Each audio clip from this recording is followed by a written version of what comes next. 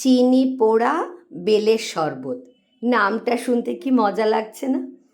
নামটা শুনতে মজার হলেও খেতে কিন্তু বেশ ভালো হয়েছিল।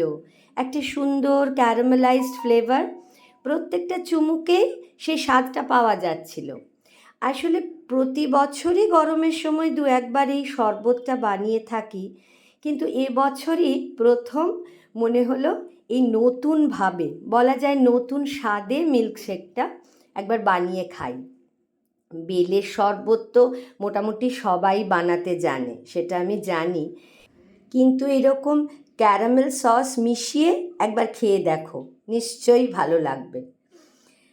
আর আসলে ক্যারামেল সসটার যে নিজস্ব একটা সুন্দর স্বাদ আছে, সেটা এই বেলের একটু যে বিটারনেস থাকে না, সেইটাকে একদম সরিয়ে দেয়।